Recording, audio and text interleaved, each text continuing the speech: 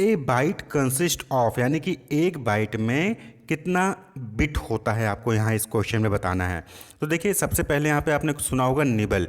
Nibble में कितना होता है, 4 बिट्स होते हैं, क्लियर। उसके बाद आता है किलोबाइट। किलोबाइट में 1024 बाइट्स होते हैं, 1024 बाइट्स होते हैं एक 1 केबी में। फिर उसके बाद आता है, आपने एमबी सुना होगा, तो एमबी 1 एमबी में 1024 किलोबाइट होता है, केबी यानी 1024 केबी इज इक्वल टू 1 एमबी। फिर इसी तरीके से जीबी सुना होगा आपने, गीगाबाइट, जहाँ पे 1 GB is equal to 1024 MB. फिर आपने टीबी सुना होगा, टेराबाइट। टेराबाइट में 1024 जीबी होता है। तो यहाँ पे पूछा है कि एक बाइट में कितना होता है बिट्स, तो एक बाइट में होता है 8 बिट्स होता है। ऑप्शन जो है सी करेक्ट ऑप्शन होगा, 8 बिट्स। जो एक बाइट में 8 बिट्स होता है, निबल में 4 बिट होता है, किलोबाइट में 1024 बाइट्स होते हैं, मेगाबाइट्स में 1024 किलोबाइट्स होते हैं। तो ये आपको जो है याद करना पड़ेगा। तो यहाँ पे जो करेक्ट ऑप्शन हो जाएगा that is a byte consist of 8 bits, option C. Next question है, all computer such as big, medium और स्मॉल मस्ट हैव। तो सभी कंप्यूटर जैसे बड़े, माध्यम या छोटे के पास क्या होना चाहिए। तो सभी कंप्यूटर में ALU, ALU यानी कि arithmetic logical unit, arithmetic logical unit जो कि अरिथमेटिक यानी कि मैथमेटिकल कैलकुलेशन और लॉजिकल से रिलेटेड ऑपरेशंस परफॉर्म करते हैं, ये होना चाहिए। कंट्रोल यूनिट जो कि डायरेक्शन को कंट्रोल करता है, ये भी होना चाहिए। प्राइमरी स्टोरेज जहाँ पे आप डेटा को स्टोर करते हो और वहाँ से डेटा को रिट्रीव करते हो, तो वो भी होना चाहिए। तो यानी कि यहाँ पे क्या हो जाएगा, option D, all of the above.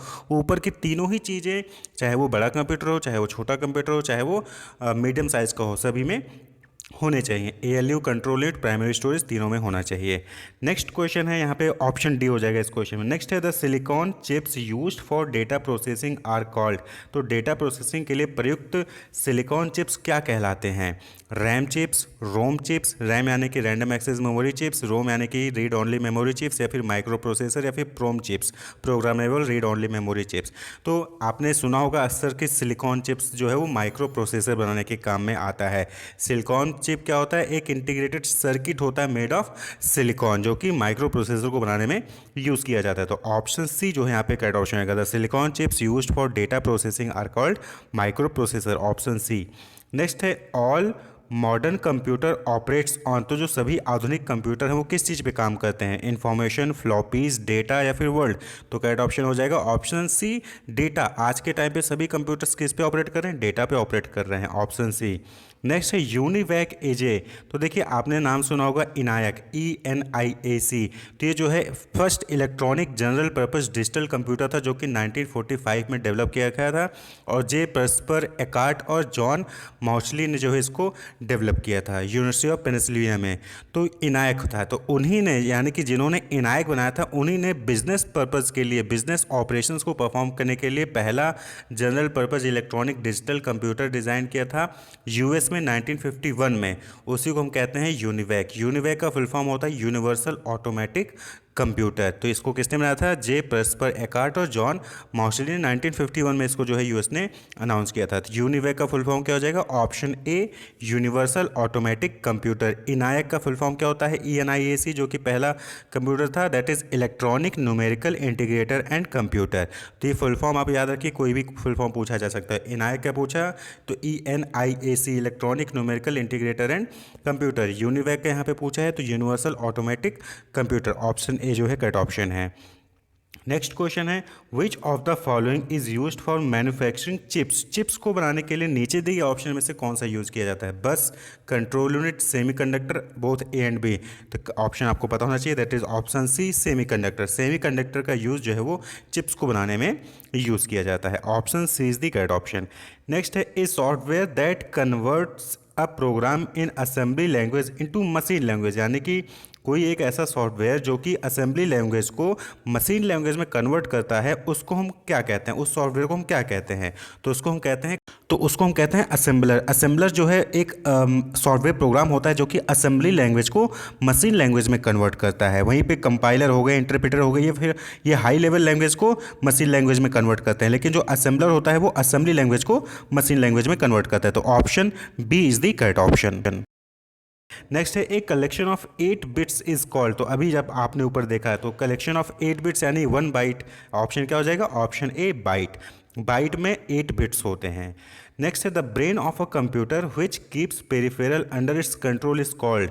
तो देखिए ब्रेन ऑफ कंप्यूटर किसको कहा जाता है? ब्रेन ऑफ कंप्यूटर कहा जाता है CPU यानी सेंट्रल प्रोसेसिंग यूनिट। तो ऑप्शन डी जो है यहाँ पे करेक्ट ऑप्शन हो जाएगा। सेंट्रल प्रोसेसिंग यूनिट ही वो ब्रेन होता है कंप्यूटर का जो कि सभी पेरिफेरल्स को अपने कंट्रोल में रखता है, यानी कि जो भी बाह्य उपकरण होते हैं उनको नियंत्रण में रखता है।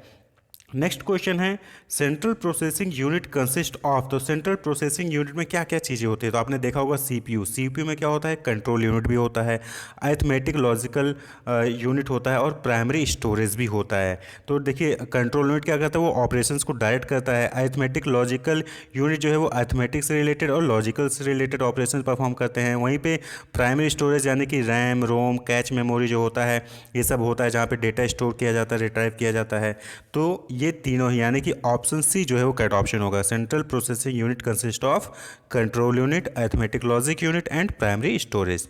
नेक्स्ट क्वेश्चन है ALU स्टैंड फॉर। तो हम बार बार नाम ले रहे हैं ALU यानी कि arithmetic logic unit. Option A जो है वो करेक्ट ऑप्शन हो जाएगा यहाँ पे। नेक्स्ट है which of the following is the part of the central processing unit. Central processing unit का कौन सा नीचे दिए ऑप्शन में से पार्ट है? Printer, keyboard, arithmetic logic unit या फिर नन ऑफ द अबव। तो वही क्वेश्चन घुमा के पूछा है तो ऑप्शन हो जाएगा option C arithmetic logical unit. ये CPU का पार्ट होता है। प्रिंटर और कीबोर्ड क्या है? ये एक्सटर्नल डिवाइसेस होते हैं। क्लियर? प्रिंटर क्या हो गया? Output device. कीबोर्ड क्या हो गया? Input device.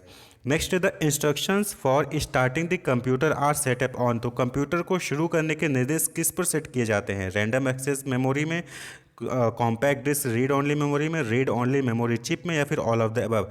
तो जो कंप्यूटर को स्टार्ट करने के लिए स्टार्टिंग के जो इंस्ट्रक्शंस होते हैं उसको जो है रीड ऑनली मेमोरी चिप यानी कि रोम चिप कहते हैं, इसको ROM रोम चिप कहते हैं, यहाँ पे जो है वो इंस्टॉल किए जाते हैं। क्लियर? क्योंकि रोम में ही जो है डेटा सेव होता है। रैम में क्या होता है? रैम में तो जब तक सिस्टम चल रहा है तब तक डेटा स्टोर रहता है, नहीं तो फिर गायब हो जाता है। तो रोम में ये चीज़ स्टोर की जाती है। नेक्स्ट है the keyboard is a computer, the keyboard of a computer is encoded in. तो जो कंप्यूटर का कीबोर्ड होता है वो किस में इनकोड किया जाता है?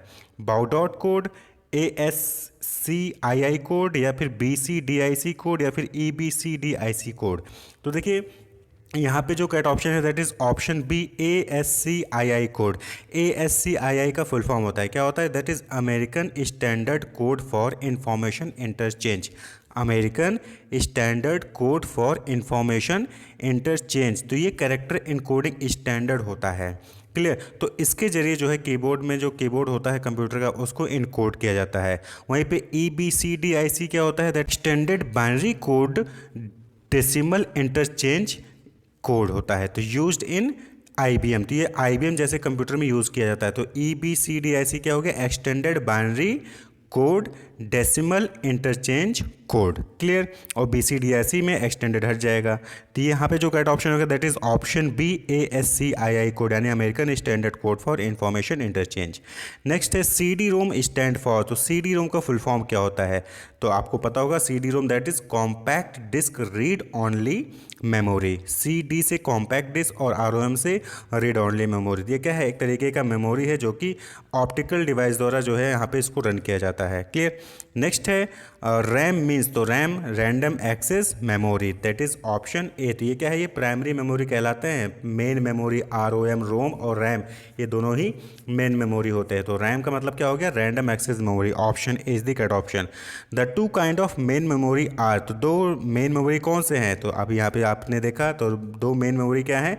रोम और RAM, read only memory and random access memory. Primary secondary क्यों नहीं होता? क्योंकि प्राइमरी मेमोरी मेन मेमोरी हो गया।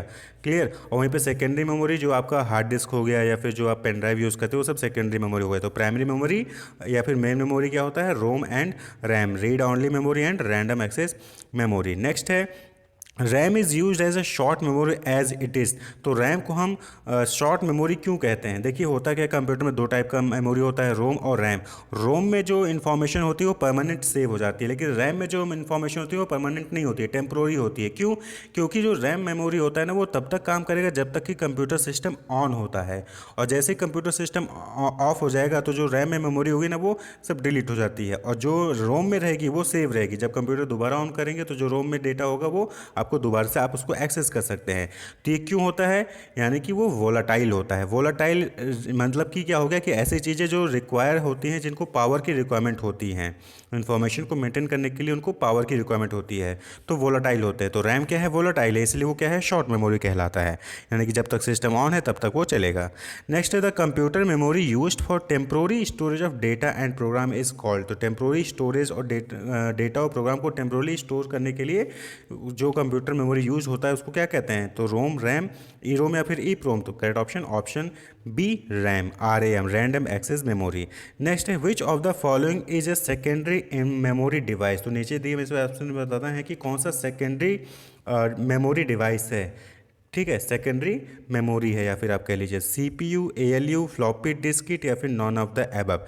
तो यहाँ पे जो करेक्ट ऑप्शन होना चाहिए that is option C, floppy disk. Floppy disk जो है वो एक तरीके का सेकेंडरी मेमोरी डिवाइस होता है। तो पहले क्या था कि पहले फ्लॉपी डिस्क आता था, यहाँ पे स्पेलिंग मिस्टेक है, तो पहले फ्लॉपी डिस्क आता था, लेकिन आज के टाइम पे फ्लॉपी डिस्क जो है अब नहीं आता है। अब जो है आपको CD या DVD भी देखने को नहीं मिलता है। अब आजकल जो है आप ऑनलाइन सीधे डेटा ट्रांसफ़र कर रहे हैं, फिर पेन ड्राइव का यूज़ करते हैं या फिर हार्ड डिस्क का यूज़ करते हैं। तो फ्लॉपी डिस्क, CD और DVD ये पहले आते थे। तो ये सब क्या थे, ये सेकेंडरी मेमोरी कहलाते थे। Clear? Wish you all the best, keep watching.